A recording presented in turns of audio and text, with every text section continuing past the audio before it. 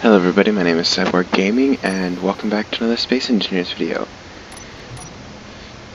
So, let's talk power for a minute. In Space Engineers, there are a few ways to get your energy needs. The first is obviously reactors, but those, with the moving of uranium from planets to asteroids, it's kind of difficult to come by. Then you have wind turbines, which are pretty good, but I didn't know that there was you have to space them out to get good coverage, so you can't like put another one down right here and get the same amount of power. It kind of scales up. And there's hydrogen engines, which are good. They produce a lot of energy, but they have a drawback. They have two drawbacks. One, you can't really use it in space because you don't have a constant stream of ice. And second, they're really, really loud if you stack them. Then there's solar panels, which are my favorite. And you can stack them like this and they still look really cool. One of my survival worlds, I actually have a set of these, a giant set of these on a rotor. And they provide power pretty well. But I want to talk to you today about a mod that is probably one of the most genius mods I've ever seen. Thorium reactors. It provides an alternate set of fuel for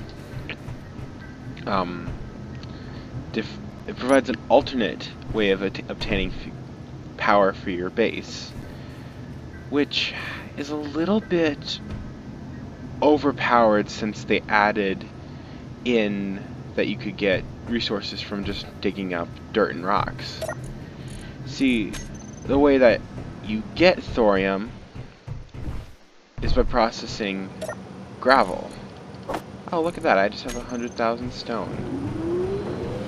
And now these refineries will refine it all down. In fact, they produce gravel, which goes into the assemblers and makes thorium. Just make a single. Okay, it takes a lot of gravel to make a single thorium, but then you can make a bank of these reactors and it powers up. So this is a normal thorium reactor. It will produce 1 megawatt of power, which is so much of a better deal than your normal nuclear reactor. This produces 15 megawatts, but this is arguably so much cheaper than a nuclear reactor.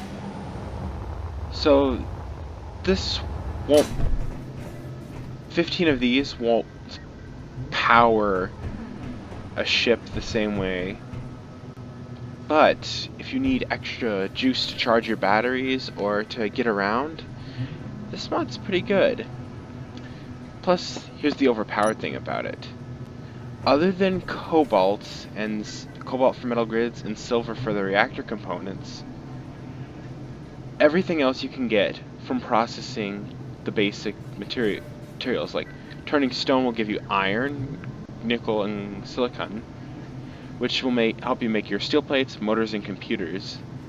Everything you need to build the reactor, except once again for silver for the reactor components and cobalt for the metal grids. But arguably, those are pretty easy to come about if you are playing with drones enabled, because you can just break down the drone's heavy armor to get the metal grids and the reactor components to get, well, reactor components. Anyway, I thought this mod was really cool, and it has changed the way I play survival personally. And arguably, it's a little bit cheaper, and you can add huge banks of these. On my survival world, I think I have like 30 or 40 basic refineries just constantly refining materials to feed into the assemblers that produce thorium. And the science behind it is actually surprisingly accurate. Thorium is actually a radioactive material that could be used in reactors, so I like the scientific accuracy. Anyway, that's Cybot. I'll see you guys later. Goodbye.